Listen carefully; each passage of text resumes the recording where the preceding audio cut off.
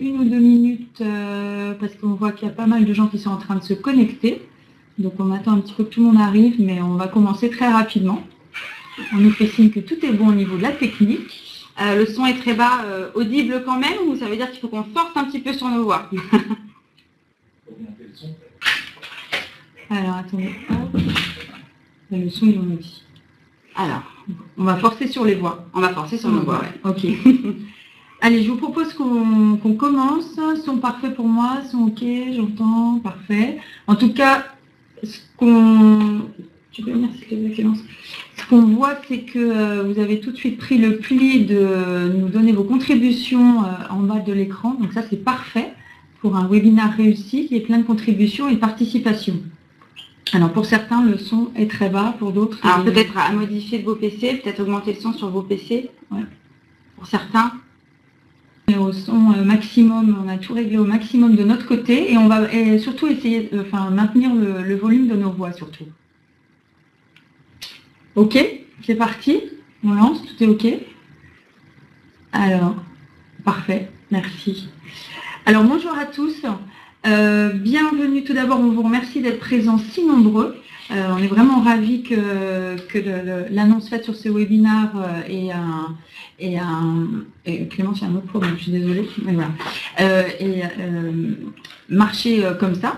Et donc, écoutez, on va vous présenter notre webinaire sur les 10 astuces pour réinventer vos séminaires. Et puis d'abord, on va commencer par se présenter. Donc moi, je suis Sophie Thomas, responsable du pôle événementiel chez Edifia. Et comme vous l'avez vu, on a décidé de co-animer ce webinaire, puisque l'événementiel, c'est avant tout quelque chose de participatif. Et donc, je suis avec... Eh bien, écoutez, moi, c'est Souela Saadi. Je suis chargée de développement, du coup, au sein du pôle événementiel. Donc, je travaille au quotidien avec Sophie. Et ma spécialité, c'est l'option conférence à l'heure du bac. Voilà, moi, c'est option conférence. Du coup, je vais en profiter dans la foulée pour... vous dire aussi au sein de quelle entreprise on officie tous les jours. Donc c'est Edifia, pour ceux qui n'avaient peut-être pas encore fait le lien. Edifia existe depuis 30 ans maintenant. Nous sommes spécialistes de l'accompagnement des entreprises. On accompagne en tout cas nos clients dans le développement de leur performance managériale et commerciale. Si vous voulez en savoir un petit peu plus, en tout cas sur le spectre de nos activités, je vous invite à aller sur notre site internet ou éventuellement à ce qu'on en reparle après ce webinaire. Pour ce qui est du pôle événementiel, plus spécifiquement, ça fait 5 ans maintenant qu'on existe. 5 ans, du coup, qu'on organise et puis qu'on assiste aussi à des séminaires. Donc, ça fait une centaine d'événements à peu près. Le nombre d'événements qu'il faut en tout cas maintenant pour se faire un aperçu global de ce qui se fait aujourd'hui. Donc, on a assisté à des séminaires très réussis, d'autres perfectibles et puis d'autres malheureusement un peu plus sinistres. C'est ce qui nous amène aujourd'hui à la lumière de ces expériences et de notre expérience à vous délivrer en toute humilité 10 clés pour réussir vos séminaires, on l'espère. Voilà. Alors, on va commencer par une question en vous demandant, quand on vous parle séminaire ou événement d'entreprise, à quoi pensez-vous? Donc, vous pouvez interagir en bas. Et nous, on vous propose quelques petites photos. Grand groupe, d'accord. Partage, d'accord. Convivialité, performance, cohésion d'équipe, réunion, incentive, team building, interactivité, super. Donc plein de... Il y a de l'inspiration. Échange, fiesta, synergie d'équipe, incentive, happening. Ok, donc on est d'accord avec toutes vos contributions, ça tombe bien. On a choisi quelques photos qui peuvent symboliser un peu les extrêmes d'un séminaire à l'autre. Alors quand on dit séminaire, on peut se dire allez, on part sous les cocotiers, notre boss nous emmène dans un endroit absolument fabuleux, quelque chose qu'on n'a jamais vécu avant, et puis ça va être assez tranquille, on va être tranquille, on va déconnecter. Donc ça peut être... Je vois quelqu'un qui cite l'ennui, par exemple. Alors l'ennui, vous avez tout à fait raison. On y est également, je clique sur le bouton. Voilà, un séminaire, ça peut être ça aussi, malheureusement. C'est-à-dire qu'on vous a un petit peu trop gavé, excusez-moi l'expression, d'informations, et puis avec un timing ultra serré, un agenda trop fourni, et puis à la fin, vous n'en pouvez plus, quoi, en gros. Voilà, donc c'est un peu une deuxième image qu'on peut avoir. Une troisième image, c'est le séminaire très team building, où on se retrouve à faire de l'acrobranche avec son voisin, avec son collègue, où on se retrouve dans des situations pas possibles, alors qu'on les ait choisies ou non, parfois agréables, parfois moins quand même. Et puis parfois aussi, vous allez en séminaire, vous ne savez absolument pas à quelle sauce vous allez être mangé. Vous demandez un petit peu ce qui vous attend là-bas. Vous y allez avec envie, mais pas forcément. Vous y allez un petit peu à reculons. Bref, c'est un petit peu toutes les images qu'on voit du séminaire, et il y en a d'autres. Et c'est ce qui nous amène à vous présenter ça aujourd'hui. Alors du coup, les photos qu'on vous a présentées à l'instant, voilà, ne se veulent pas pour illustrer de façon un peu exhaustive tous les séminaires que vous avez vécus, ou en tout cas que vous espérez ou vous craignez. Disons qu'on a plutôt 3 tendances dans les séminaires ces 20-30 dernières années. Les 2 premières tendances ayant quand même plutôt tendance elles-mêmes à s'effacer. On a eu effectivement les grandes heures des séminaires ultra sérieux, très descendants, très solennels, hein, la grande messe, souvent soporifique et peu propice aux échanges. On a aussi eu les grandes heures des séminaires très ludiques, hein, très festifs, hein, où c'est plutôt tongs et serviettes de plage en dress code, barbecue géant et grande cousinade. On tend aussi à s'en détacher. On arrive aujourd'hui à une 3e ère qui est plutôt un compromis aujourd'hui entre ces deux formes d'événements d'entreprise. Et ce compromis accouche plutôt de séminaires orientés développement professionnel et personnel, où on ne met plus la forme au détriment du fond. Ce sont 2 choses qui sont complémentaires. Donc on arrive en 2016 sur des séminaires plutôt ludiques et intelligents. Un compromis avec le sérieux et l'ultra festif, hein, c'est ce qu'on se disait. Et donc du coup avec un triptyque gagnant autour du collaboratif, de l'informatif et de l'impliquant. Donc clairement le concept s'est modernisé, tant mieux. Et intègre aujourd'hui la notion de connectivité et de coopération. Connectivité, forcément, hein, on ne peut pas échapper aujourd'hui avec tous les outils de nouvelles technologies, mais coopération aussi dans la façon de réaliser du coup ces séminaires. Et puis, donc pour rejoindre ce que dit Souela, on est bien sûr dans l'ère du digital, de la connectivité, comme on le disait là. Et donc ce digital nous apporte des nouveaux comportements, puisqu'on est à la fois récepteur, on va être récepteur d'informations, mais on est surtout aujourd'hui émetteur. Et donc vos séminaires doivent intégrer cette notion-là de récepteur-émetteur, et c'est ce qu'on va développer ensuite, puisque aussi ces nouveaux usages du digital nous amènent à une frontière de plus en plus étroite entre nos comportements personnels, dans le milieu personnel et dans le milieu professionnel, avec les smartphones bien évidemment. Donc tout ça, ça doit être intégré, puisque dans un séminaire, on traite avant tout la question de l'humain. Un séminaire, on rassemble des personnes et qui doivent vivre un moment important pour délivrer des messages, pour repartir boosté, pour plein d'objectifs qu'on va décrire juste après. Donc tout ça doit être pris en compte dans la façon dont vous allez organiser votre séminaire pour qu'il ait l'impact souhaité au départ. Donc Valérie, Jennifer, on voit vos interactions sur le fait que vous êtes souvent déconnectés. Notre administrateur réseau est dessus, donc on travaille à ce que vous ayez une bonne connexion. Du coup, pour faire suite à ce que disait Sophie à l'instant, si on veut résumer en tout cas l'évolution des séminaires, on sait que les publics changent, les demandes évoluent, donc il va falloir s'adapter, parce qu'aujourd'hui la demande, si on la résume, hein, vraiment c'est apprendre, comprendre et entreprendre. C'est ce que vous demandent vos participants. Donc pour éviter ça, on va vous proposer 10 étapes clés. Voilà, exactement. La question à se poser, c'est vraiment de créer la relation avec mon public. Donc, c'est ce qu'on va s'efforcer de faire tout de suite. Donc, on enchaîne avec nos 10 astuces. Elles se veulent avant tout pragmatiques. On n'est pas des donneuses de leçons, comme l'a dit Souela au départ. Ça vient de notre expérience et de l'accompagnement de nos clients, ce qui nous remonte de nos clients, de notre expérience sur site. Et donc, c'est avant tout des astuces pragmatiques. Certaines, vous les connaissez peut-être. Je vois des gens qui sont derrière l'écran que je connais et qui connaissent certaines des astuces. Mais c'est surtout mise bout à bout. C'est ça qui est important pour la réussite de l'événement. Alors, on y va. La première, ça va être de définir l'objectif. Alors vous pouvez vous dire, c'est un peu simple, voire un peu simpliste comme première astuce. Pour nous, ça ne l'est pas, dans le sens où définir un objectif commun, c'est déjà pas évident, et un objectif qui soit partagé.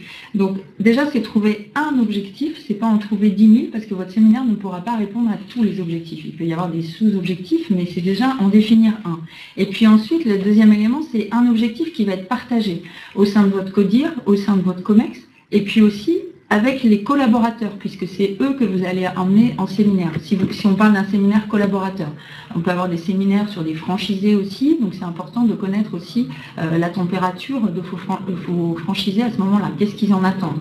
Donc l'idée, c'est vraiment de définir un objectif, définir le cap, et qu'il soit partagé par l'ensemble, et puis d'avoir aussi un fil conducteur. Et c'est à chaque fois que vous allez prendre une décision autour de ces séminaires, ça doit être ramené à l'objectif de départ. Ces objectifs, ils peuvent être de différentes natures, beaucoup d'objectifs liés au RH, au management, on l'a vu dans vos contributions de départ. Ça peut être travailler la cohésion d'équipe, c'est souvent ça, on veut quelque chose de fédérateur, travailler la cohésion d'équipe, intégrer des nouveaux collaborateurs dans une entreprise, les faire travailler ensemble. Bon, il y a cette notion de fédérateur qui est très importante. Deuxième étape, ça peut être s'ouvrir au changement. On traverse tous actuellement la révolution digitale et tous les métiers sont impactés. C'est pas que les développeurs informatiques, on le sait bien, à n'importe quel maillon de la chaîne, tous les métiers sont impactés par la révolution digitale. Donc on a beaucoup de clients qui font appel à nous pour dire bon ben voilà, il faut un peu ouvrir les chakras par rapport à ça, il y a des freins, il faut lever les freins, etc. Donc voilà, définir un objectif autour de ça pour lever les freins. Favoriser aussi l'innovation, la créativité. On a des équipes qui sont là depuis longtemps, qui ont un peu du mal à se renouveler, qui ont un peu peur de l'environnement global actuellement, etc.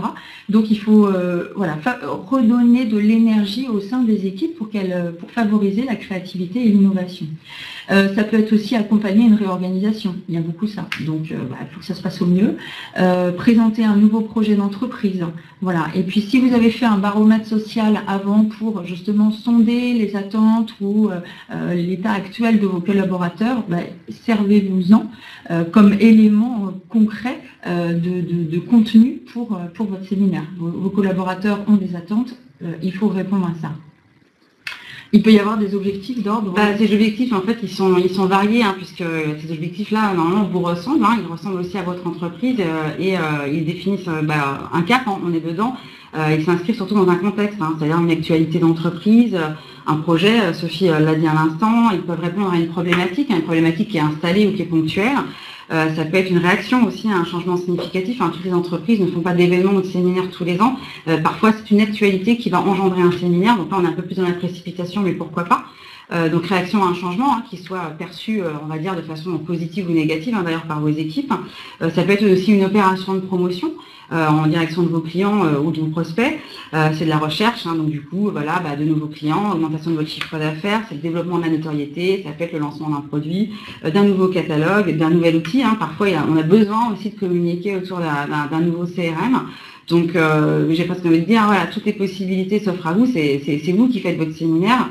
Ça peut être aussi parfois un objectif qui n'est pas forcément matérialisable à l'instant T, c'est-à-dire que vous voulez rassurer, récompenser, motiver, impliquer, fédérer, peut-être tout ça à la fois. Il existe en tout cas effectivement plusieurs portes d'entrée.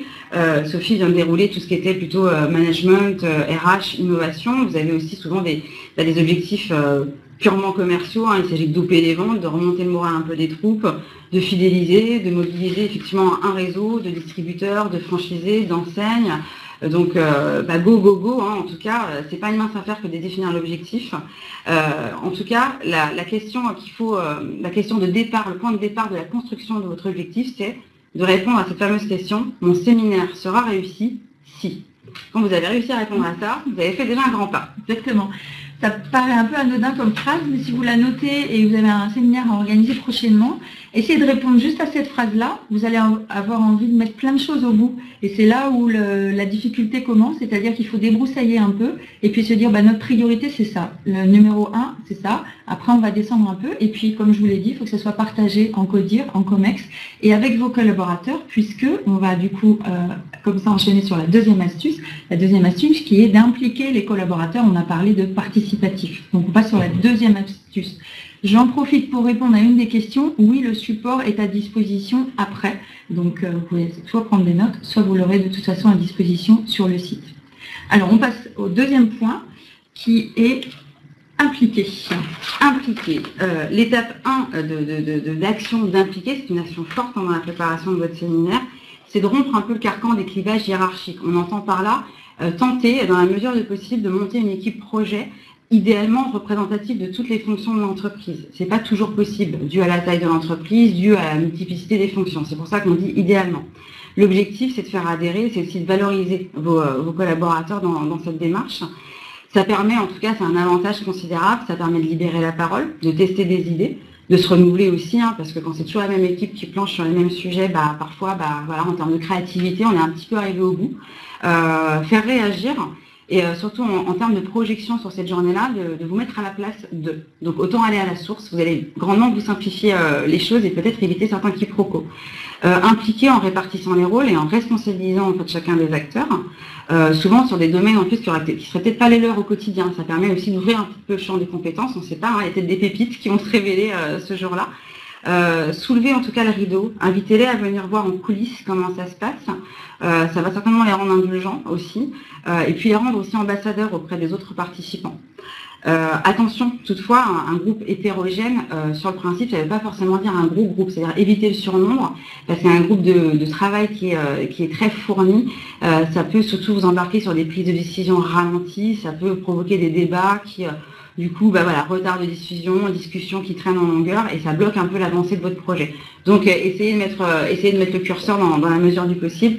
Dites-vous que vous aurez d'autres séminaires pour les années qui suivent et que du coup, celui qui n'a pas participé en 2016 participera en 2017.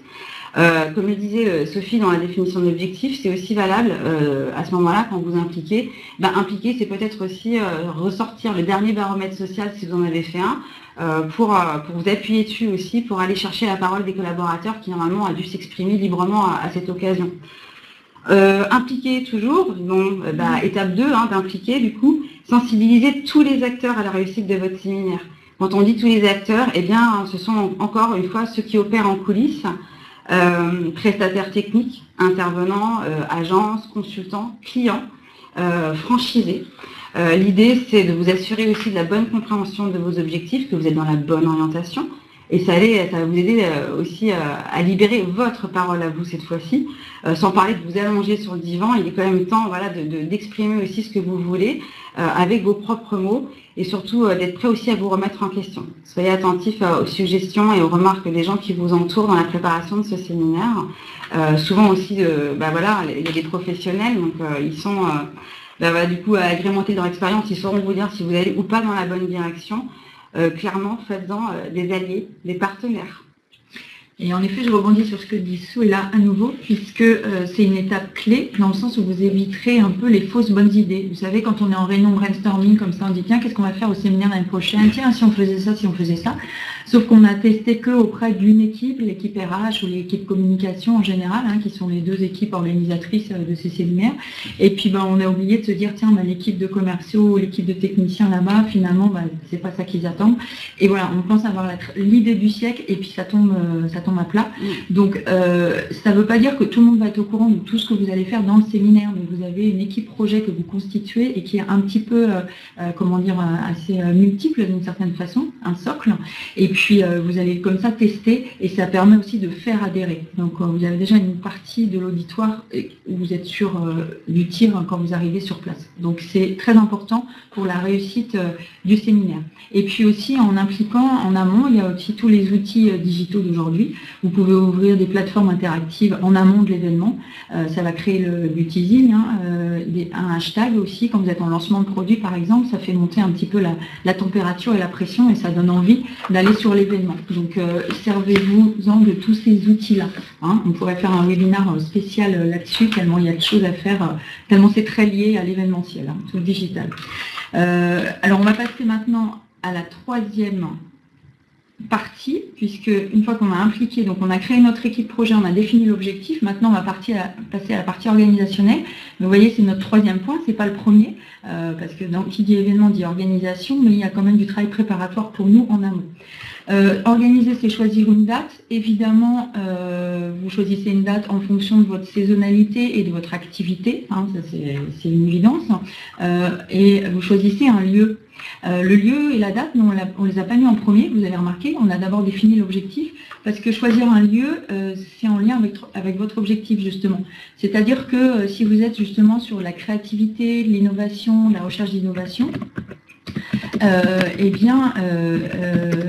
choisissez un lieu qui est en lien avec ça. Par exemple, vous avez, si je parle de Nantes, parce que nous on vient de Nantes, vous avez un quartier qui s'appelle le quartier de la création. Les anciennes usines désaffectées, il y en a beaucoup maintenant dans toutes les villes, qui sont retravaillées avec des grands espaces, voilà. Et donc quand vous arrivez le jour J, vous dites voilà, on est dans le quartier de la création, parce que nous aussi aujourd'hui, nous sommes une équipe innovante et et on enchaîne là-dessus. Vous voyez, donc tout a un sens. Si vous êtes sur des équipes là où vous voulez parler d'une réorganisation qui est un petit peu compliquée ou besoin de faire réfléchir, de prendre du temps, de la hauteur, allez au vert. Voilà, on est très sensible, je parle de l'humain, encore une fois, on est très sensible à notre environnement et ça a un effet énorme sur la participation et la contribution de vos collaborateurs à votre événement. Voilà. Catherine, vous dites les lieux sont difficiles à trouver. On en discutera peut-être plus tard. Est-ce que c'est une question de surface, de budget on en reparlera peut-être plus tard, mais on a bien noté votre remarque. Alors, sachez qu'il y a des agences, bien sûr, spécialisées là-dessus, puisque justement, comme on dit, le lieu est un élément clé de la réussite de l'événement. Donc, vous pouvez donner un brief, surface, amphi, etc. Alors, les villes travaillent beaucoup là-dessus, avec des lieux de plus en plus adaptés. Comme je dis, il y a des agences là-dessus, ou les offices de tourisme aussi, parce que le tourisme d'affaires, c'est quelque chose de très important. Donc, il y a des personnes qui sont là pour vous conseiller sur ces dimensions-là. Alors, une fois qu'on a préparé notre lieu et date, on va être justement dans la préparation. On continue, parce que c'est peut-être la partie la moins rigolote, mais il faut s'y astreindre. De la même manière que vous partiriez en vacances, vous préparez votre valise selon le voyage que vous allez faire. C'est sûr que si vous faites vacances transat et vacances trekking, c'est pas les mêmes vêtements que vous allez mettre dans votre valise. De la même manière que votre séminaire, vous allez le préparer en fonction de plusieurs éléments. En tout cas, ce qu'il faut garder à l'esprit, c'est qu'une bonne préparation et de l'anticipation, ça demeure en tout cas vos meilleurs atouts. Ça commence en tout cas avec le faire venir. Donnez un titre à votre événement, illustrez-le en tout cas d'un fil rouge. Ça va baliser votre parcours comme des points de repère pour vous et puis du coup pour les équipes ou en tout cas l'auditoire concerné. Selon la nature de l'événement, selon l'envergure de l'événement et l'investissement qui est le vôtre, n'hésitez pas, s'il le faut, à externaliser aussi votre faire venir via un centre d'appel pour vous assurer un taux de fréquentation, on va dire, honorable dans une logique du coup de ROI. Et puis surtout, soigner et puis préparer bien toutes les invitations et les opérations de com internes et externes en vue de votre événement. Ça peut être un hashtag de l'événement, des plateformes, un teaser, des jeux autour de la découverte du lieu ou autre. Inscription en ligne, ça facilite énormément les choses, ça vous permet d'avoir un suivi un petit peu en réel aussi du taux d'inscription. Un seul mot d'ordre dans toutes ces opérations-là, c'est donner envie, évidemment. Choisissez aussi votre formule, une journée, une demi-journée, plusieurs jours à l'étranger, à l'extérieur de vos locaux, plutôt en interne. Ayez aussi bien en tête dès le départ vos heures de début, vos heures de fin, votre déroulé, en tout cas le cadre. Pourquoi? Parce que ça va vous permettre d'anticiper les imprévus et de prévenir aussi en amont vos participants pour éviter en fait tout l'agacement d'un calendrier qui serait un petit peu court en termes d'organisation. On pense aux parents qui devraient s'organiser pour une garde d'enfants, pour du covoiturage, voilà. Donc plus vous êtes en amont, plus vous anticipez. Et puis surtout, il y a un plan B. Il y a un plan B parce que selon ce que vous aurez décidé, si la météo n'est pas avec vous, si les transports sont défaillants, c'est plus vrai aujourd'hui que jamais dans le climat dans lequel on est. Voilà, et il y a un plan B aussi pour que cette journée-là ne tombe pas complètement à l'eau. Et puis en fait, sur une partie un peu pragmatique aussi, c'est soigner vos supports médias. On pense notamment aux fameux PowerPoint qui sont projetés le jour J. Ayez en tête qu'il faut une cohérence dans la charte graphique que vous allez utiliser, que ce soit dans les supports projetés ou dans les supports papier, bloc-notes ou autres que vous allez remettre. La cohérence et le fil rouge, c'est aussi dans ces petits détails-là que ça s'exprime. Et puis surtout, le point d'orgue de cette préparation, c'est surtout, on répétera jamais assez, répéter. Préparer tous vos intervenants à la prise de parole en public. C'est mieux pour eux, c'est mieux pour vous, c'est mieux pour vos participants. C'est pas un exercice simple et c'est dommage de se rendre compte le jour J qu'on ne sait pas tenir un micro, qu'on ne sait pas se déplacer sur scène ou qu'on a du mal tout simplement à gérer son stress. Donc évitez-vous ces tracasseries-là en étant en amont. Et puis faites un filage tous ensemble, quelques jours avant, la veille. Répétez comme si vous y étiez à la demi-seconde. Et enfin, vérifiez et revérifiez la technique. La preuve en est aujourd'hui, on a des petits soucis de connexion. On a répété pourtant. Faut répéter. C'est bien de le faire une semaine avant parce que parfois c'est difficile d'avoir tout le monde ensemble une semaine avant. On le fait souvent la veille, voire le matin à 8 heures alors que la plénière va commencer à 9 heures. C'est un peu dommage, c'est un peu risqué. Hein, d'accord, on s'est vu refaire des prêts jusque tard le soir. C'est souvent comme ça que ça se passe.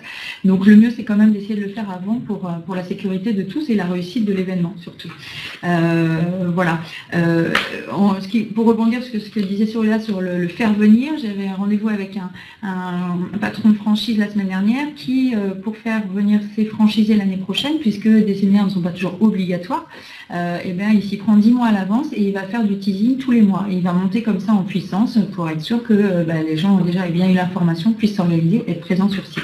Donc voilà, la préparation, ça se fait en amont. Et plus vous préparez, plus vous avez le choix au niveau des lieux aussi, c'est important. J'avais une question sur la date, le choix en termes de date. En termes de jours dans la semaine, c'est difficile de vous donner un conseil comme ça parce que c'est très lié à votre activité. Je vous donne un exemple. On était en janvier sur le séminaire d'une franchise, d'un réseau de distributeurs de camping-cars. Donc eux, ils sont fermés le dimanche et le lundi. Donc ils ont réuni tous leurs collaborateurs le dimanche et le lundi. Alors ça peut faire grincer des dents, sauf qu'ils les ont emmenés dans un très beau lieu qui vraiment changeait des habitudes et du coup ça a plu beaucoup aux collaborateurs qui finalement ont passé un week-end absolument extraordinaire. Voilà. Donc c'est très très lié à votre activité. D'accord ? Difficile d'aller plus loin sur ce sujet. On passe à la 5e astuce pour être aussi dans le timing. On passe maintenant à la partie pendant le séminaire. On était avant, on est maintenant pendant le séminaire. Alors, ça y est, c'est le jour J. Tous vos participants arrivent. En général, ça arrive plus vite que prévu. On n'a pas vu le jour arriver et ça y est, c'est déjà là. Et puis parfois, les participants arrivent en avance. Il y en a qui arrivent en retard, mais ils arrivent en avance. Donc, il faut quand même être vraiment prêt 1 heure avant l'heure prévue sur le programme. On fait un point spécifique sur la notion d'accueillir. Ce qu'on veut dire là-dedans, c'est accueillir bien sûr avec le sourire, avec tous les éléments qui vont favoriser la mise en confiance de vos participants. Et il y en a, il ne faut pas oublier, ils viennent un peu pas très motivés quand même. Hein. Ils disent bon, moi je vais m'asseoir dans le fond du fauteuil et puis je vais attendre que ça passe pendant 2 jours et puis vivement dans 2 jours on rentre à la maison. Il y en a qui viennent très positifs aussi, heureusement. Mais il faut penser à toutes ces personnes-là. Il y en a qui ont besoin d'être rassurés. Donc, il leur faut un programme avec les heures de pause, les lieux, les numéros de téléphone, etc. Donc, il faut penser à toutes les typologies que vous avez en face de vous et essayer d'y répondre. Donc, ça, c'est sur la notion d'accueil, la notion de sourire et puis la notion de surprise aussi, dans le sens où ça donne tout de suite le ton à votre événement. C'est-à-dire, vous pouvez dire, attention, c'est la zone sans souci, là. Vous avez passé la porte, attention, on vous enlève tous vos soucis, allez, donnez-nous tout ça, etc. Avec quelqu'un, un comédien qui fait un peu de mise en scène, etc. Et du coup, ça interpelle, dire, attends, où est-ce que je suis là? Je m'attendais pas à ça. Ok, je vais poser mon cartable, on va se détendre un peu. Donc voilà, il faut ou être aussi sur un accueil musical, par exemple, ou maintenant ça se fait beaucoup, les box photos, là, voilà, histoire que pendant l'attente, pour ceux qui sont arrivés en avance, il y ait quelque chose qui se passe et que l'attente ne paraisse pas longue, mais au contraire, on est déjà pris en charge dans un espèce de voyage qui va se dérouler pendant les 2 jours. Voilà, donc on passe ensuite à la 6e astuce donc là on va être vraiment sur le contenu du séminaire. Donc ça c'est le dur, le vrai, tout est important, mais là on est vraiment dans le dur. Donc vous avez vu quand même c'est la 6e astuce, ça veut dire qu'avant il y en a eu 5. Ouais. Donc c'est pas la partie qu'on travaille. Le chemin est long avant d'arriver au jour J. Voilà, exactement. C'est la partie qu'on ne travaille pas forcément tout de suite, le contenu, mais c'est super important, évidemment. Et donc, chez nous, à Edifia, il y a 3 ingrédients majeurs que Souela va vous développer tout de suite, qui sont pour nous prendre de la hauteur, animer les messages et mettre en action. Donc voilà un petit peu. C'est notre tiercé gagnant chez Edifia. Du coup, je rentre dans le vif du sujet parce qu'on va être certainement plus par le temps. Prise de hauteur, ce qu'on entend par la prise de hauteur, c'est de faire venir souvent un intervenant. Un intervenant conférencier, c'est souvent les termes que vous allez entendre. Un intervenant en tout cas qui propose une approche différente, mais néanmoins en lien avec votre thématique, avec l'objectif, avec votre secteur d'activité, une possibilité en tout cas assez évidente de faire des passerelles tout de suite. L'avantage d'un intervenant extérieur, c'est la légitimité, c'est l'objectivité qui va gommer les résistances passives, les défiances un peu naturelles.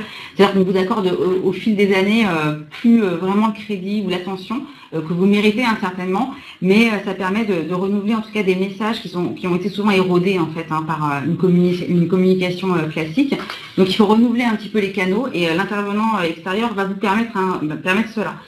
L'idée, c'est de mettre en place des interventions hors métier, qui favorisent aussi le relativisme, la prise de recul, qui donne envie d'agir, qui aide en fait votre auditoire à la remise en question. L'idée, c'est d'avoir des personnalités aussi qui suscitent l'émotion, le rire, un peu de fascination, parce qu'ils ont souvent des métiers où ils ont eu une première vie avant. Qui va aller un peu égrener toute cette interrogation, cette scène d'interrogation. En gros, offrez un exutoire à vos participants, ouvrez un peu une fenêtre différente sur un quotidien différent, du coup, après un passage comme celui-ci. Donc une fois qu'on a pris du recul, on va aussi animer les messages. Animer les messages, c'est dire finalement stop.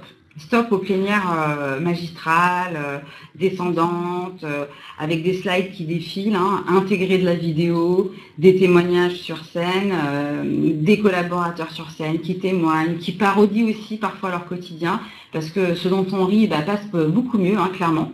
Aller aussi à l'essentiel dans le traitement de l'information, donc trier, gommer les infos non prioritaires, il sera toujours temps de les redonner sur un support plus tard.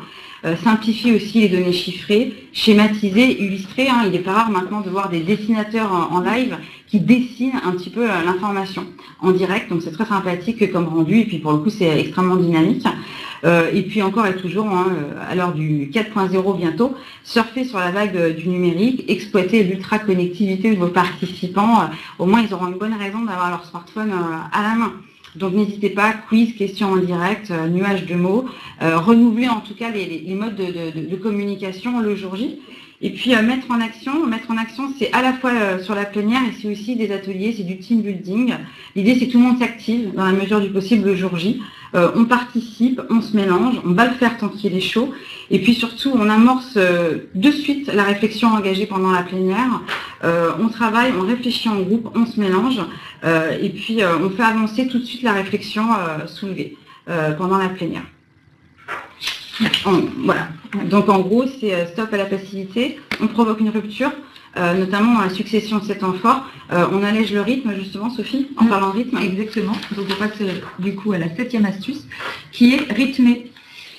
Puisque on a dit qu'on a des séminaires qui sont assez remplis, on a pas mal d'informations à faire passer, mais avec déjà le programme que cela vient vous développer, ça permet justement de donner de la respiration un petit peu à tout ce qui va être fait pour éviter d'être dans une posture assise où on est juste en réception d'informations, puisqu'on a quitté les bancs de l'école depuis un certain temps déjà quand même, faut le dire.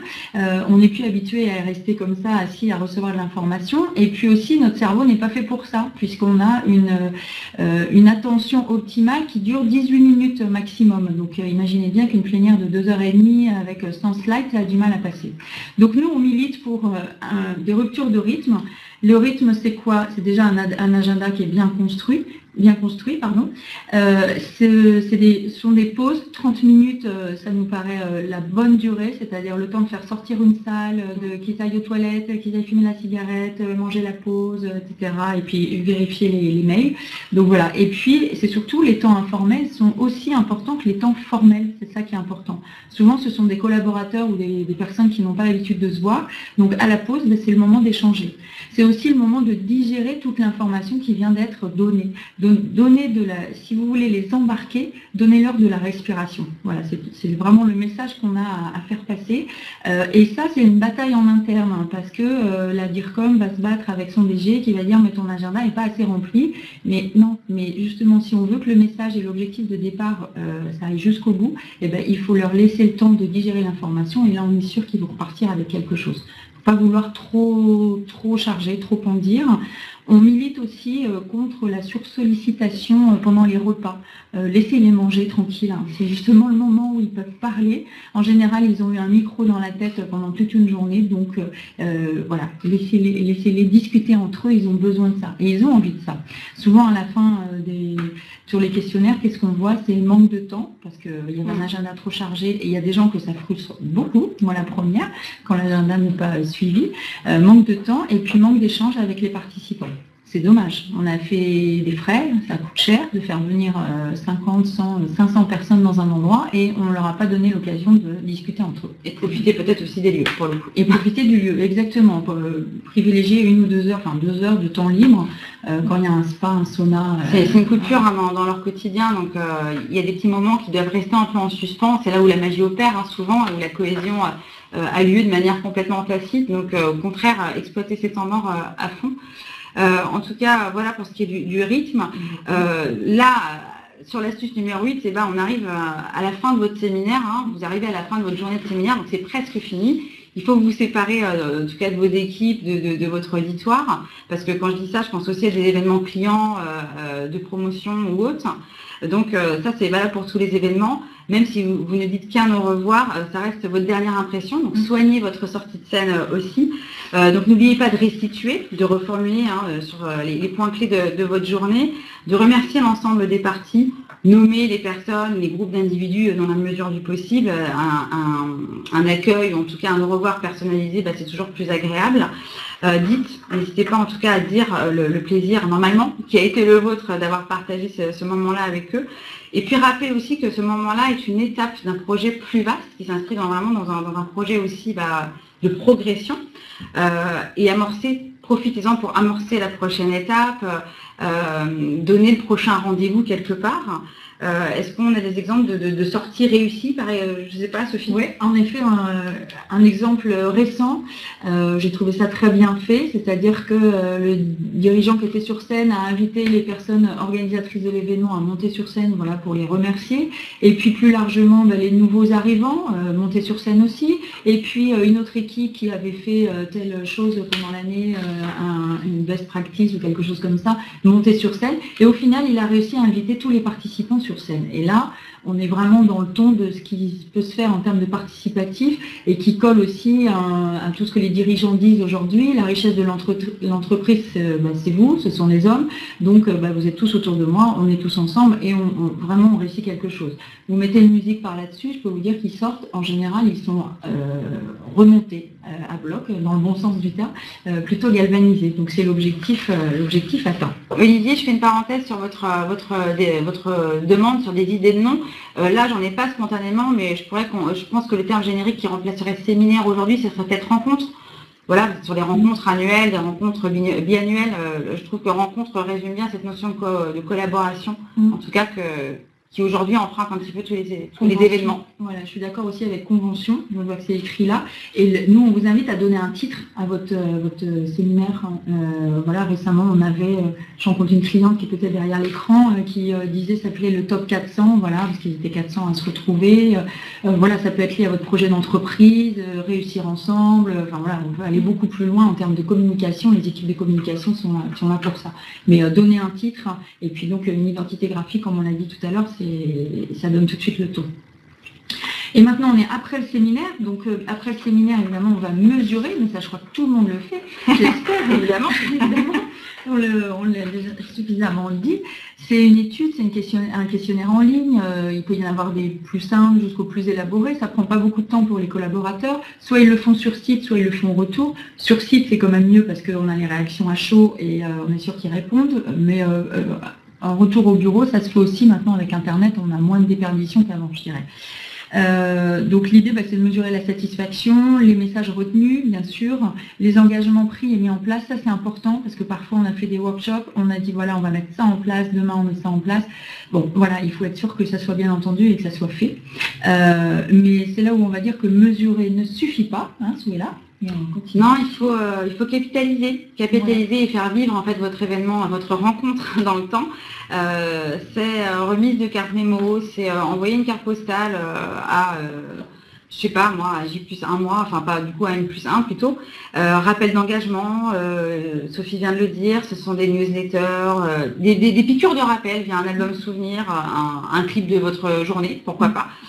Une plateforme numérique dédiée aussi où vos collaborateurs, vos participants pourront laisser leurs impressions et revenir aussi au fil du temps sur cette journée. En tout cas, entretenez l'émulation qui a été créée, continuez de dérouler ce fil rouge, prenez date des prochains rendez-vous. Et puis je crois que ça va être à nous bientôt en fait de conclure. Voilà, exactement. Et surtout, il faut reboucler dans tout ça, c'est reboucler avec votre objectif initial, d'accord? Parce qu'on peut avoir un séminaire, c'est très subjectif, on peut dire ah oui c'était bien, c'était pas bien, c'était ceci. Oui, enfin, on avait un objectif initial, d'où la première astuce qui nous permet de reboucler sur nos 10 astuces que vous avez peut-être notées, définir l'objectif, impliquer, organiser, préparer, accueillir, animer, rythmer, conclure, mesurer et faire vivre. Parce que comme on l'a dit, c'est la première étape vers un autre chemin. D'où l'idée du bateau et du voyage. On embarque nos collaborateurs. En tout cas, nous on vous remercie beaucoup pour votre participation active. On est bien sûr maintenant à disposition. Il nous reste encore quelques minutes pour des questions sur lesquelles on peut répondre là tout de suite en live. Et puis vous avez ici nos coordonnées pour nous contacter après pour toute question. Ça nous fera vraiment très très plaisir de pouvoir y répondre. Alors, qu'est-ce qu'on a? Tic, tic, tic. Dernière étape, j'ai manqué le nom. Oups. Alors, la dernière étape, c'était faire vivre. Faire vivre. C'est-à-dire qu'à la fin de votre événement, maintenant on a plein d'outils pour le faire, les outils digitaux, le hashtag et compagnie, mais aussi une vidéo, des photos. On avait un événement en janvier qui s'est merveilleusement bien passé. Ils ont surfé dessus pendant 3 mois. C'est-à-dire, rappelez-vous ce qui s'est passé là-bas, et les photos, et les blagues, et les machins. Et ça marche très très bien. Les petits goodies remis à la conclusion du séminaire, oui. Jessie, on vous répondra plus tard parce que pour l'idée insolite de team building. Merci beaucoup, très intéressant. D'accord. Voilà, vous l'aurez compris, pour nous, en fait, il y a vraiment un triptyque qui est hyper important. C'est informatif, ludique et participatif. Voilà, pour nous, c'est les 3 mots-clés et qu'on essaye de toujours mettre ensemble, ce qui vous permet aussi de répondre à toutes les générations, parce que les générations Y sont plus sur le ludique, participatif, les autres générations sont un peu plus sur l'informatif, le formateur. Alors Aurélie, pour répondre à votre question, que pensez-vous de faire des animations ludiques? On n'en pense que du bien, à condition effectivement de raccrocher les wagons et que ça ait du sens aussi dans un objectif séminaire. Voilà, c'est ce qu'on appelle nous le ludique intelligent. Peut-être que leur faire que du char à voile n'a pas de sens si vous n'avez pas déroulé effectivement une thématique forte derrière et qu'ils n'en tirent pas un enseignement quasi immédiat. Voilà. On lui dira au Bourdon, on lui transmettra. C'est quoi la génération Y? C'est les petits jeunes qui nous poussent. C'est moi qui Je peux encore le dire. Et qui ont d'autres façons d'appréhender le travail, la façon de travailler, de collaborer, l'entreprise, la hiérarchie, voilà, le sens des échéances, la rapidité. Donc voilà, c'est tout ça la génération Y. On a une conférence sur le sujet d'ailleurs. Et aujourd'hui, bientôt, on ne parlera pas d'ailleurs de génération Y. Toutes les interventions que vous aurez sur le sujet parleront plutôt d'intergénérationnalité. Avec l'avènement de la génération Z, il ne faut pas avoir un angle de vue unique. C'est-à-dire qu'aujourd'hui, il ne s'agit pas de savoir comment on intègre la génération Y, c'est de savoir comment toutes ces générations cohabitent. Voilà, donc vous l'aurez compris pour nous. Est-ce qu'il y a d'autres questions? Je crois qu'on est estime que ça va bientôt couper, j'ai l'impression. Merci, merci. En tout cas, merci beaucoup pour vos contributions, parce qu'on est ravis d'échanger comme ça. C'est très agréable. C'est très agréable, même si on ne vous a pas tout de suite en face. Et il faut faire des nos pollutions de législation alimentaire, avec les odeurs, tout à fait. Il faut de toute façon travailler le sensoriel, le participatif, il faut mettre vos équipes en mouvement. C'est tout ce qu'on peut vous conseiller de plus fort et ils vous remercieront parce que comme vous l'avez vu au début, les images où on est comme ça parce qu'on en a ras-le-bol d'avoir trop d'informations, ça ne marche pas en fait, d'accord. Une conclusion philosophique, alors je ne sais pas si elle est philosophique, ma conclusion c'est penser fond autant que forme, d'accord. Quand on organise un séminaire, c'est pas juste, on l'a dit, une date et un lieu. Ok, c'est bon, j'ai une salle, c'est bon, mon séminaire il est fait. Ouh là là, que non. C'est juste le début et encore, vous auriez dû commencer par l'objectif initial. Merci à vous. J'attends votre support. Oui, tout à fait. Il va être mis en ligne. On me fait signe que oui. Voilà. Et s'il y a encore une contribution, c'est bon. Bah, écoutez, on coupe et puis on a vos coordonnées. Donc, on pourra recontacter certains d'entre vous si vous le souhaitez. Et surtout, n'hésitez pas à nous contacter. Voilà. Merci à tous et à bientôt. Bonne fin de journée.